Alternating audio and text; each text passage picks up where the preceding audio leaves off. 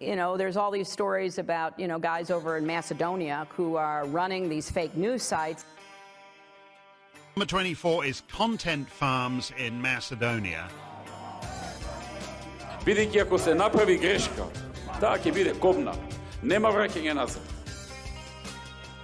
So Europe need to remain more sexy lady in the world. Ajde, majkata! Господа ја чува Македонија и низините граѓани. Quote, the United States created the NLA and Kosovo. You created Ali Ahmeti.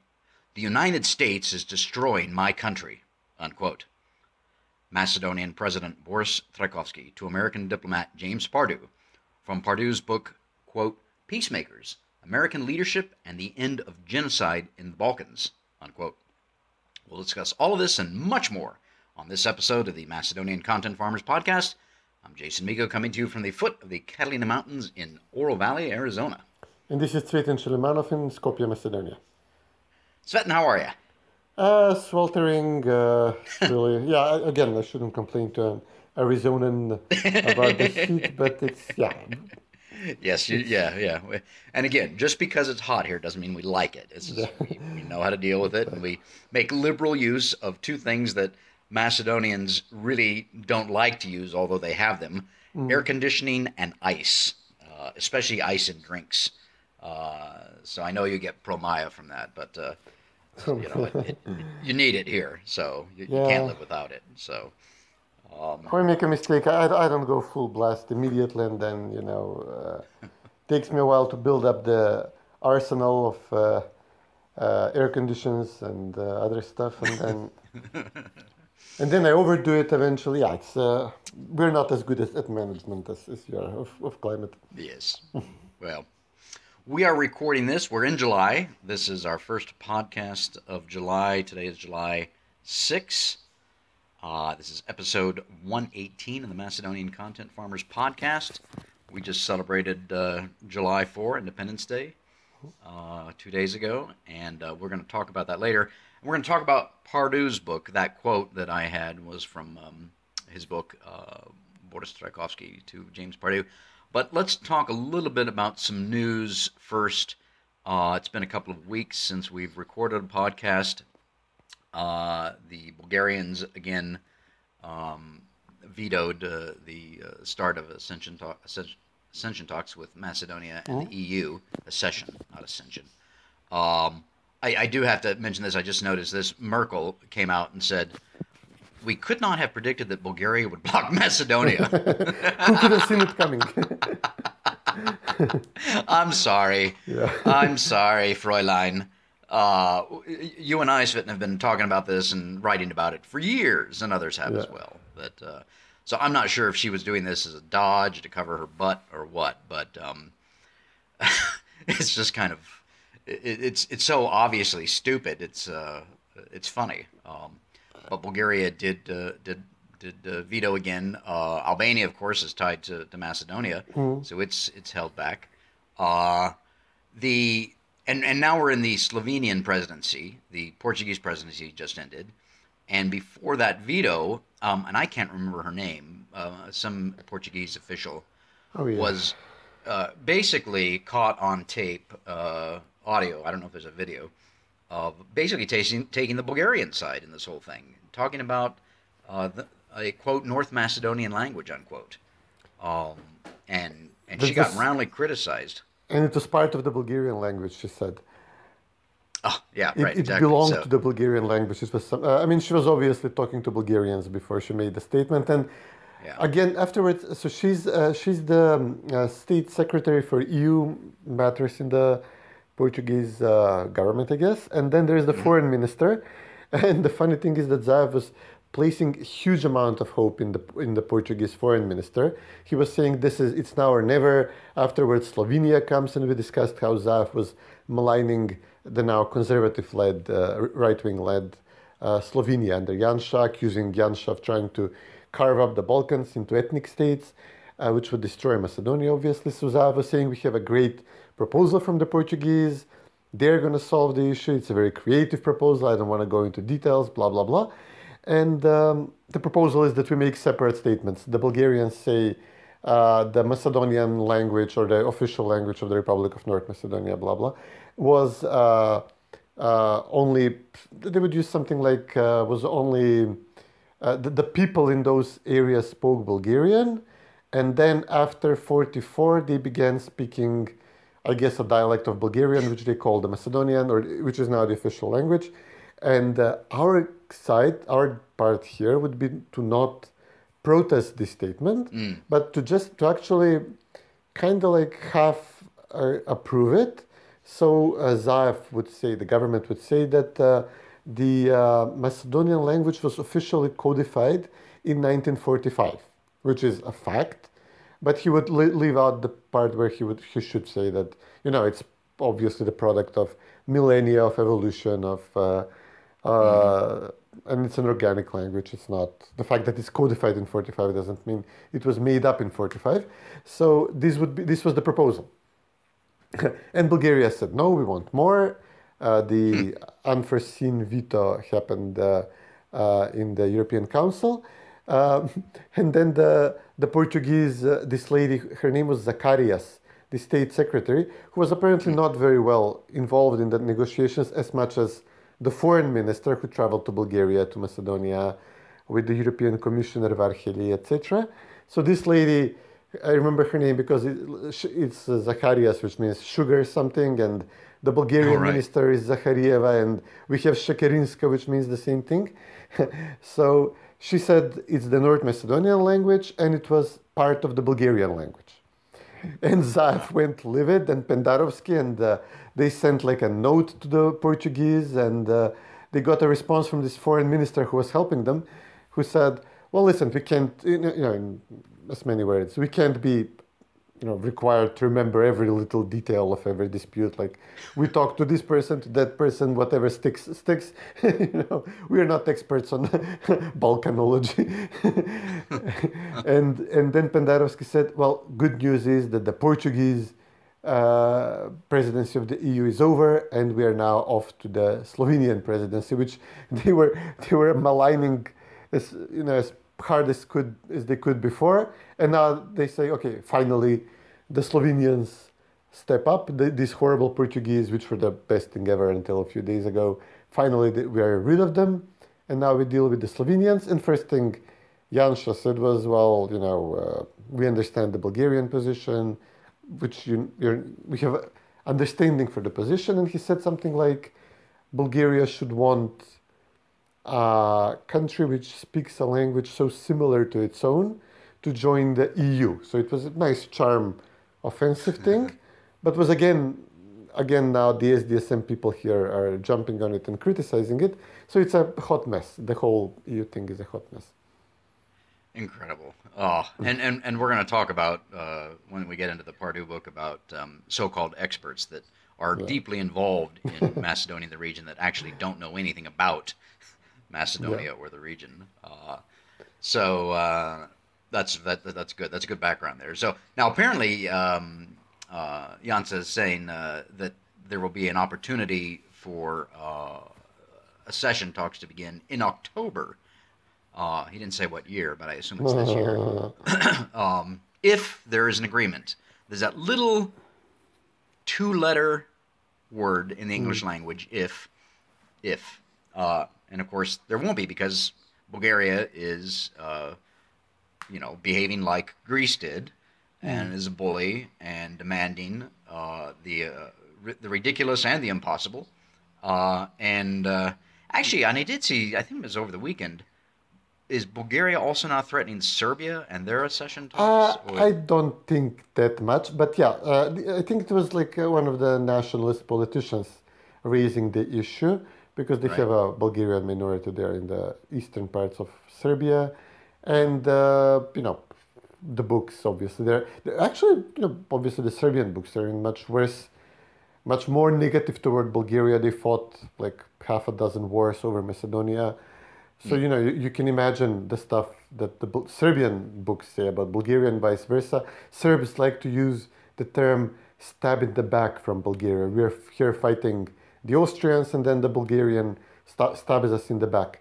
So, if I would call out Bulgarian people, like, listen, why are you showing force on a small country like Macedonia?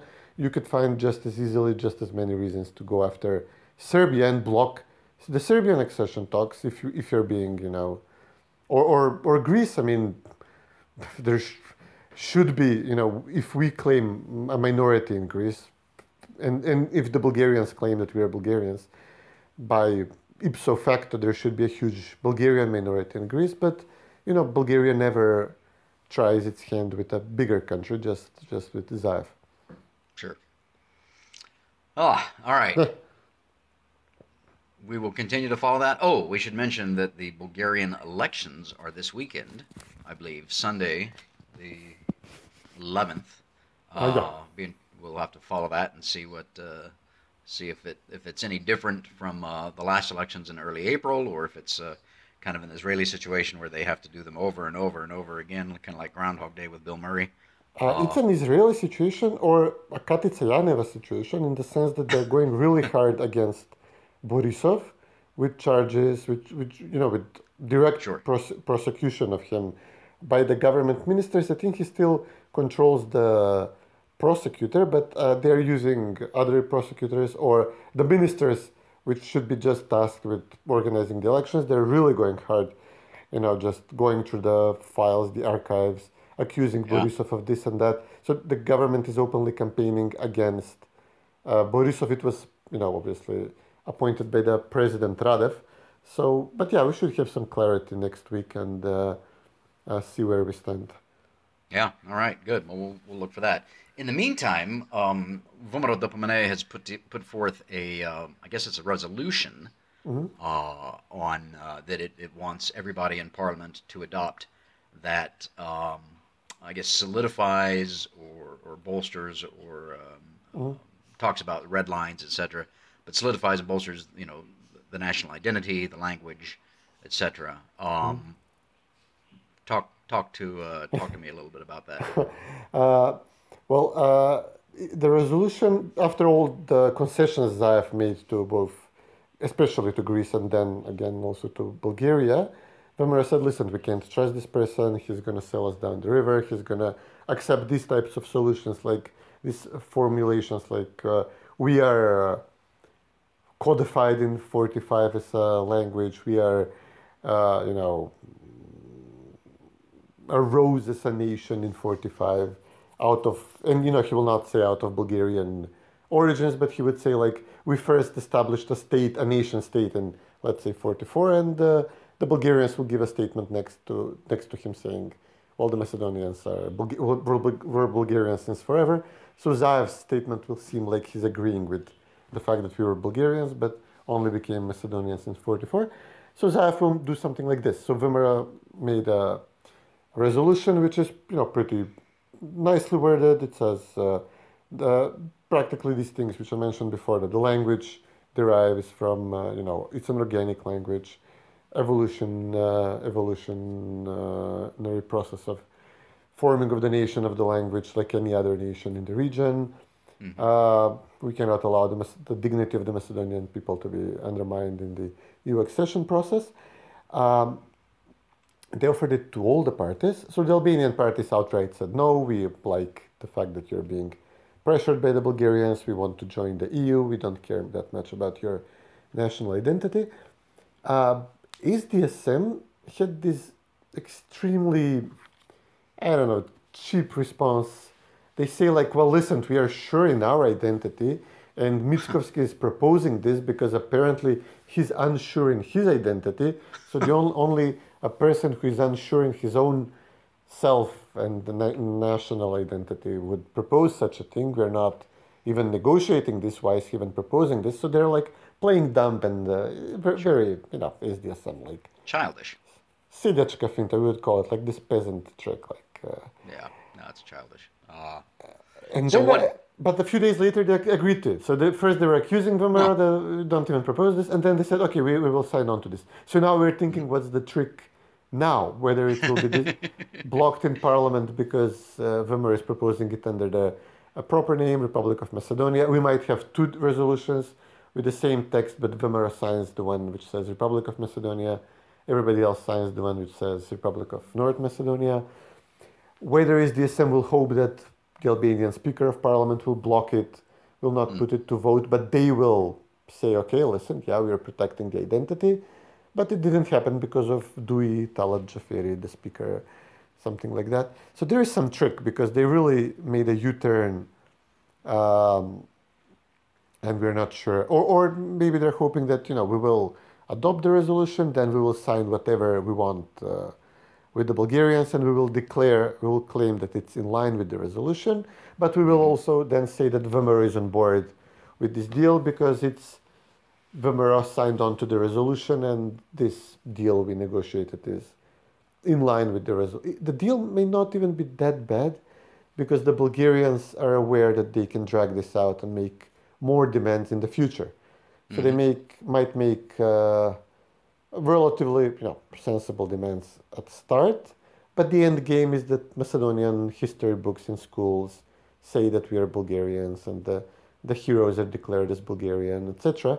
So whether they will try to front load it all at once or drag it out over like a death by 1,000 cuts, it's up to them. Whatever they think it's. I'm sure that they were under a lot of pressure in Brussels and Luxembourg. The U.S., Biden was there, and Blinken made a statement. The spokesman of the State Department made a statement. They were under pressure. There were calls made. So yeah, it's they're being the screws are put on them as well. But so they may decide to drag it out. True. Plus, for the next month at least, 6 weeks, they can claim, look, we've got elections. We're, after the elections, they can talk about, well, we're trying to figure out, who's going to, form the government, etc. So they can drag this out through the summer just based on that alone. And then we get into September, and then we go from there. So anyway, we'll follow that. We'll follow this resolution. Obviously, you're right when you cast a little bit of doubt on what's the game that Zaev and the Albanian parties are playing, because they are a den of thieves and they're Pharisees, and they're fools, etc. So they probably got an angle. You're right. But let's move on to the book here that I mentioned at the beginning, and I kind of want to start. Since this is July, next month is the 20th anniversary of the signing of the so-called Ohrid Framework Agreement. They just had the Prespa Dialogue Forum, or Forum Dialogue Prespa, or whatever they called it, the government put on in Ohrid and Prespa. And, of course, Ali Ahmeti was there, and they talked about the Ohrid Framework Agreement, etc. So there's going to be in the next couple of weeks through August a lot of folks talking about the 20th anniversary, etc. And it's important to remember that Ali Ahmeti started the war in 2001. He was a loser in the war in Kosovo in 1999, the KLA, and he didn't get any of the spoils of that war. And of course, it's important to remember too that he was a Marxist-Leninist, maybe still is, but he started this war. And hundreds of people died, were killed, thousands were wounded, people were tortured, kidnapped, sexually abused, and an entire nation was traumatized. And he has never paid a price for it. And that's wrong. And his statement at the beginning of the war, and I've got the quotes, he and his people were fighting to, quote, remove Slav forces from historically Albanian lands. That's a loose paraphrase of the quote I'm thinking about. I have to go back and find the original one.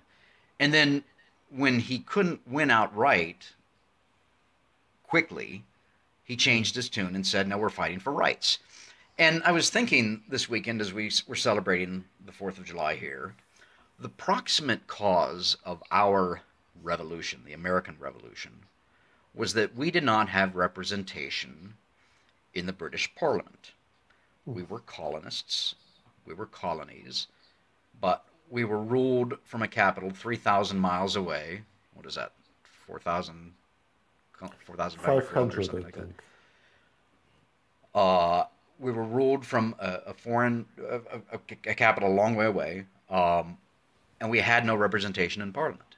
And of course, then you get into the issue of taxation without representation, etc. In 2001 and prior to that, in the 10 years between the declaration of Macedonia's independence as a modern-day nation-state on September 8, 1991, and the 2001 war, Macedonian Albanians were represented in Parliament. Yeah. So it's not that they didn't have, even if you were to take Ali Ahmeti's later justification for his war, that they were fighting for rights, even if you take that at face value, which isn't true, he was fighting for land and power. But even if you were to take that, be generous, it's just not true. They had representatives in Parliament. And I would submit that they were just lousy legislators. Yeah. You know? And for whatever reason, they didn't fight hard enough for what they viewed as their constituency and their wants, etc. They just weren't very good. But they had representation in Parliament, and you don't start a war when you've got representation in Parliament. Now, with that as an introduction, let's talk a little bit about this book from James Pardew. James Pardew was a American diplomat after he spent many years in the U.S. Army. He was involved in the countries of the former Yugoslavia from 1995 to 2008 in just about every country, save Slovenia.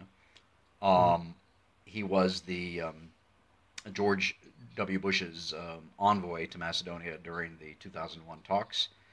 He was an American ambassador to Bulgaria after that. He died in early June, so just last month, and this book was published in 2018, I believe. But let me just start with the very last sentence of the book, because it really sums it up. Talking about the experience in the Balkans from 95 to 2008, the very last sentence is regarding that involvement, quote, "In doing so, the U.S.-led intervention in the former Yugoslavia provided lasting examples of efficient and successful American engagement in world affairs." Now, that does not mean I'm an American. I'm a proud American. I love my country, and I think our involvement in World War II and other major conflicts around the world has benefited mankind. I know some Macedonians will disagree with me on that. Not in World War II, I suppose. On the other wars, yeah. And especially in Macedonia. Yeah, some of the other wars, yeah. Well, don't forget there's World War I too. But so he was, and he's got a whole section here about activist diplomacy. But so he was very much an interventionist, very much of the belief in a type of democracy that could parallel, has characteristics with totalitarian philosophies. Something that the Polish MEP Ryszard Legutko writes in The Demon of Democracy about the similarities between communism and small d liberal democracy. And I think Pardew was very much a adherent to that. But let's start with this. And again, Pardew first got involved in the Balkans in Bosnia, 1995, with Richard Holbrooke, who's also passed away many years ago. Because the Americans are often accused of siding with the Muslims in Southeastern Europe.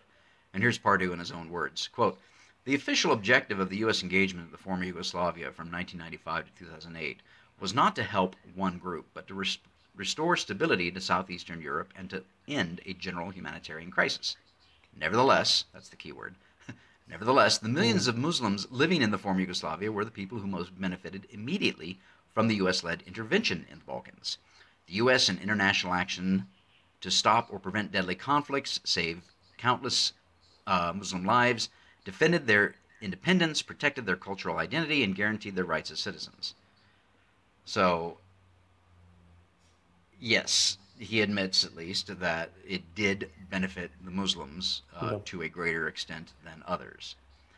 The other thing I want to start with before we kind of get into the book is this Greater Albania issue. Now, of course, there's thoughts of Greater Serbia, etc.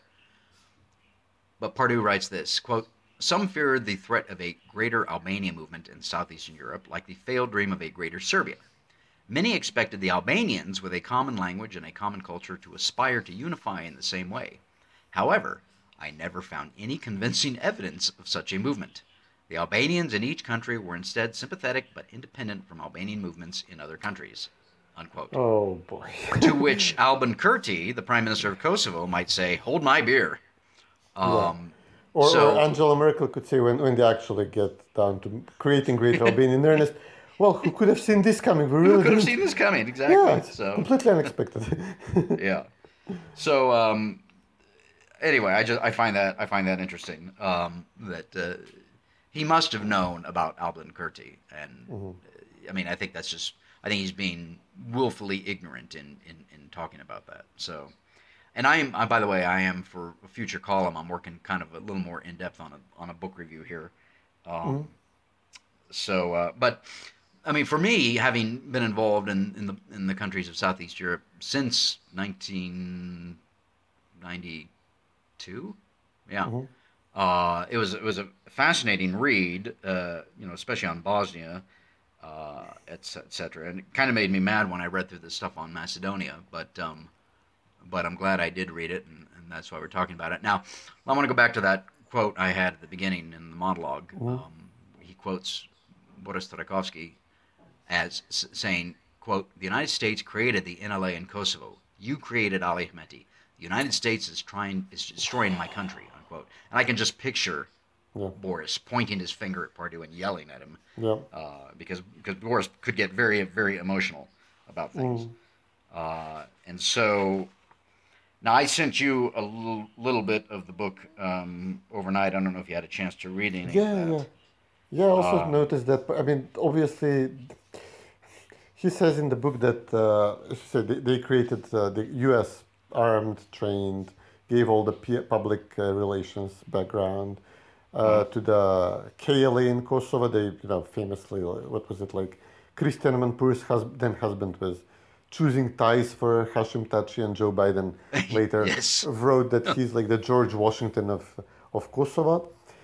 And then Pardew says, okay, and then after we created this huge machinery, and you said, listen, the Albanian politicians are not such good legislators in Macedonia.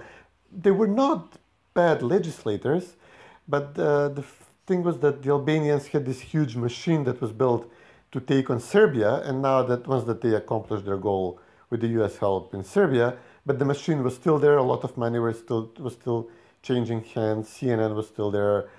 State Department was literally, staffed with people whose expertise was this small, narrow conflict in the Balkans, several countries across. The U.S. actually had a huge lack of Chinese experts, Russian experts.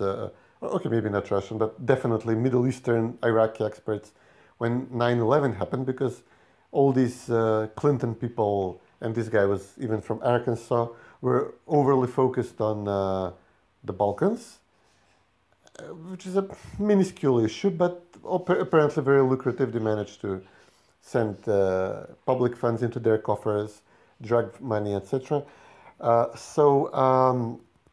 They had this machinery, and then they turned it toward Macedonia, because why dismantle it? Obviously, they were not going to go back to being farmers or whatever the Albanian guerrillas were doing before the war, or the lobbyists were obviously not going to go into some honest profession after the war. So this was the reason why they attacked us. Not that the politics failed or were lagging, but they actually had the machinery, and the U.S. obviously did nothing to stop them. Pardew explains in the book that if if Albanian guerrillas attack Macedonia, it's one thing, but if they create disturbances in Kosovo, then we can intervene, but not. There is some stupid bureaucratic explanation why the U.S., which had a huge deployment in Kosovo at the time, with a huge army base in Bonn, still has, did nothing to intercept, to cut the supply lines, or just, just to put them on a table, gather the commanders and tell them, listen, we gave you a solid, we did you a solid beyond any measure, beyond anything you could hope for or imagine. And now you do this to a neighboring country? No, you stop it now and you behave. I mean, it would have taken 5 minutes for any senior U.S. politician at the time. And the U.S. obviously did not do this. And when they claimed that there were bureaucratic problems like Pardew claims, or that they were powerless to stop the KLA in Macedonia, or the NLA in Macedonia, they're lying. It's BS. Yeah. Well, actually, he writes here in it's on 263. I think I sent you that. He says, quote, if the NLA caused no trouble in Kosovo, KFOR was not a threat to it. KFOR had no mandate to engage in counterinsurgency activity in Kosovo on behalf of the Macedonian government. Now, this leads me to something else that he completely avoids in his book. So, Cvetin, do you remember MPRI? Oh, yeah. That's Military Professional Resources Incorporated. Yeah. It's a for-profit group of mostly ex-U.S. military that go around the world and train other armies, and that's all fine. Now, they were involved in Bosnia after the war there, in reforming that army. They were also involved in Macedonia, in trying to reform the Macedonian army. Now, Pardew doesn't make any mention of that whatsoever. He lays blame entirely with the fact that the Macedonian army during 2001 was still operating in a Warsaw Pact mentality in fighting the NLA, and I think that's true. But MPRI had been there. What they accomplished, I have no idea, because they didn't seem to accomplish anything. And of course, I have to mention Henry Kissinger's quote that the guerrilla army wins if it does not lose. The conventional army loses if it does not win. And that's what Ali Ahmeti and his terrorist fighters were doing. Is they were, changing in and out of civilian and military fatigues and hiding in civilian areas, etc. So it's very hard to get rid of them. I also want to mention we talked a little bit about experts earlier, and I said I wanted to talk more about that, and I do. So both Pardew and Francois Lyotard, who was the EU representative there working with Pardew, they had their own experts with them, of course, as is typical. And Pardew says, my expert was Laurel Miller. Laurel, L-A-U-R-E-L, Laurel Miller. The Ohrid Agreement is a tribute to her talent as an international lawyer and a representative of the United States. Before the negotiations in Macedonia, Miller had worked on the Bosnian Constitution at Dayton. She was involved directly in the new Kosovo Constitution, and she influenced the Macedonian Constitution as well through the Ohrid Agreement. I can think of no person with more impact on more national constitutions in the Balkans than Laurel Miller. So, as we come up on the 20th anniversary, and as a service to our listeners, Laura Miller can be found at the Crisis Group in Washington, D.C. She is the program director for Asia. If you want to follow her and perhaps engage her in Twitter, it's at Laurel Miller ICG. That's LaurelMillerICG. Her email is lmiller@crisisgroup.org. And her address, home address. Okay. So if you want to, again, follow her and engage her, be my guest. It'll be interesting. I follow her. It'll be interesting to see if she says anything about this. But, she comes in, and sure, I'm sure she's an expert in legal affairs and constitutions and things like that, but she doesn't know anything about the culture. And just because she worked on the Dayton in the Dayton Agreement and the Constitution in Bosnia doesn't mean that she knows anything about Macedonia. And so Laura Miller and people like her, the so-called experts, come into a country. They literally, not literally in the sense that Joe Biden used the word literally, but literally parachutes into a country, spends a few weeks, maybe a month or more there, works with local experts, and and comes up with these agreements and whatnot. So she, according to Pardew, she is responsible more than anybody else for the Ohrid Framework Agreement. So we'll just let that sit there. Yeah, I didn't know about her before. She hadn't. There was a lot of talk about Pardew, his handling with, as he himself says, somehow it turns out that we're helping the Muslims in the Balkans, which was a big deal, a big issue, obviously. And the Balkan lore that the U.S. has picked a side and it's reversing the victories against the Ottomans until 1913, 1912, and is trying to reestablish practically parts, or that basically the Muslim nations here are more loyal to the U.S. as the U.S. is seen still fighting Russia, and we the Orthodox Christians are seen as more loyal to Russia, even though at least in Macedonia we were absolutely enthusiastic to line up with the U.S., especially since we hadn't really gotten much nation state-wise from the Russians like the Serbs or the Bulgarians have. We do not have such huge amount of debt to Russia. And then still we get, at the moment the US is obviously not supportive of having a Macedonian nation state in the region, with all the consequences it will entail. So right. Let me also mention, I want to talk a little bit about something else that he wrote quite a bit about in the book, and that is the role of NATO. So this is 1995 when he first gets involved in the Balkans. Obviously, the Cold War has just ended. The Soviet Union has ceased to exist. Russia has emerged. The quote-unquote captive nations that were a part of the Soviet Union have declared their independence or re-independence, I think in the Baltics particularly. And NATO, which was created after World War II in response to the Soviet Union and the Warsaw Pact countries, kind of finds itself without a role. There's no more bad guy out there. And so what does it do? Well, this is what Pardew says, quote, and this is page 327. The Balkan experience transformed NATO as an international security alliance. At the end of the Cold War, NATO was struggling to find its identity in the New World security environment. In the early days of the conflict, Yugoslavia was outside of NATO's declared area of responsibility. As events unfolded, though, NATO conducted air operations over Bosnia, Kosovo, and Serbia, and deployed expeditionary combat forces to Bosnia and Kosovo. From 1995 on, NATO was the primary instrument for military policy in the region. In Bosnia and Kosovo, it expanded its operational partnerships beyond its member states to include Russia and other non-NATO partners. It also refined its relationship with the UN and the EU through working technical arrangements with both organizations.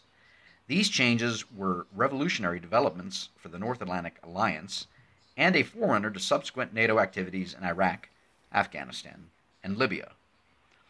So, he mentions out of area or area of responsibility, but I think the phrase is out of area, and obviously NATO became much more than just a defensive organization.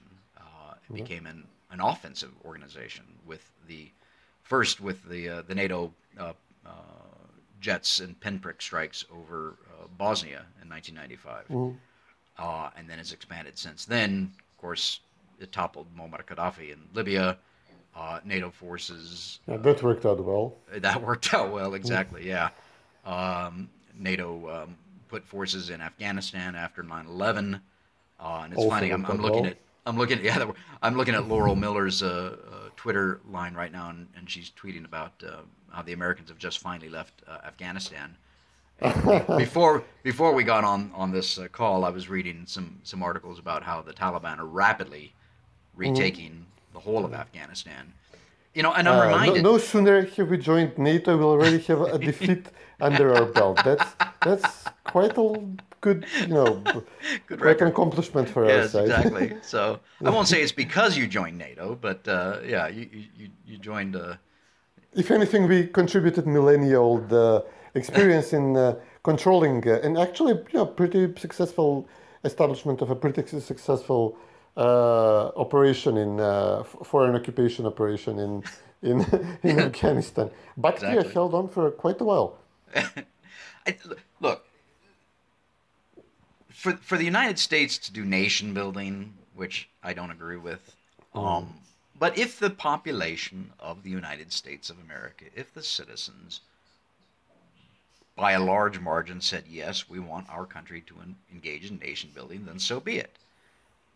But Americans just don't have the patience for that. And I think back to Britain. Actually, here's an interesting line from Pardew. He says, "Patience is not a characteristic of American policy." But if we're going to do nation building, we have to take a page from the British. The British occupied and ran India for 200 years. First with the British East India Company from about the 1750s to 1857. Then you had the Indian Rebellion in 1857. Then you had the British Raj, which lasted until the independence of India. And of course, then you get Pakistan, and as they leave the region, many other countries spring up. But 200 years of occupation. I mean, we just celebrated our 245th anniversary. So if we were to occupy a country or a region or an area for 200 years, that's, most of our existence, 4/5. So the British were not crazy at the time when they did this. I mean, they still had some sound economic and political principles they were guided by. Right. While the U.S. now, the type of people who are sent on these missions, by and large, are crazy. Is that the technical term? Crazy. I mean, when they see, you have to explain to them, boys have a penis, girls have a vagina part, and they will argue with you over that. So that's technically crazy. They're crazy. Yeah. Well, that's the of course, everything is downstream from culture, including politics, and so our cultural heights here, whether it's the media, Hollywood, the universities, academia, think tanks, foundations,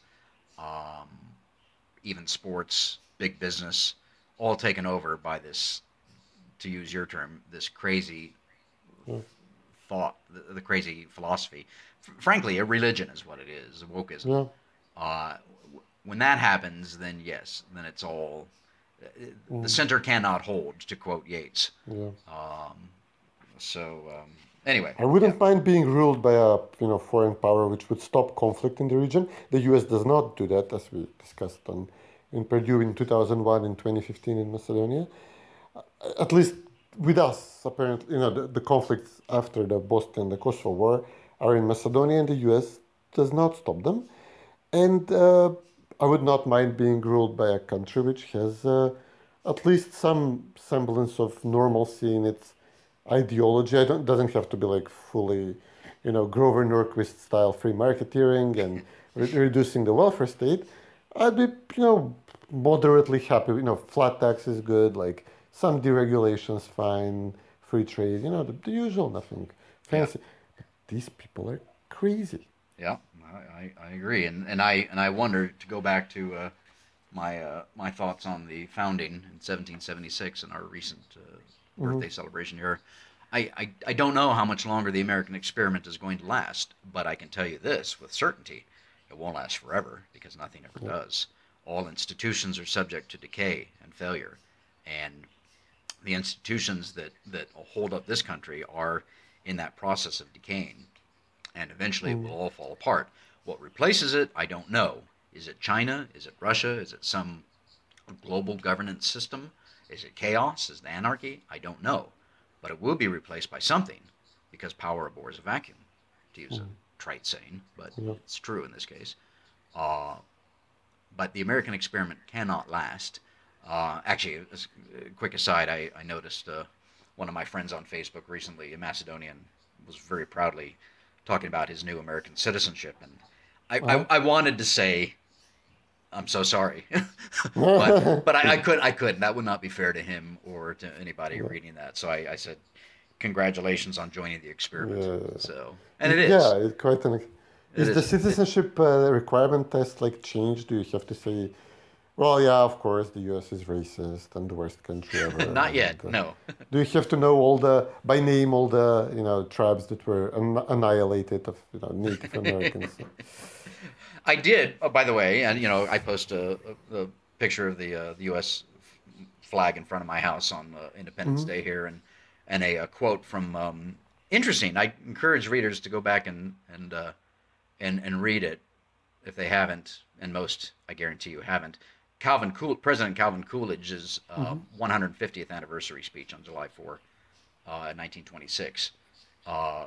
Excellent, really excellent. But anyway, I posted that on Facebook, and I had a couple people, a couple Macedonians, make some snide comments like Indian killers and things like that. So really, yeah, I deleted them. Well, I guess they're practicing for their citizenship test. Well, if you're going to be that rude, then and if you really do think we're killers, then we shouldn't be friends in the first place, even if it's just Facebook friends. Yeah. So, but meanwhile, in Macedonia, the U.S. Embassy celebrated the 4th by setting fire to the Kale fortress. Yes, I saw that. Idiots. Idiots. What happened there? That was too funny. I mean, to be fair, it happens. I mean, it's summer, it's scorching, the dry grass. It happens on the hill. Obviously, the U.S.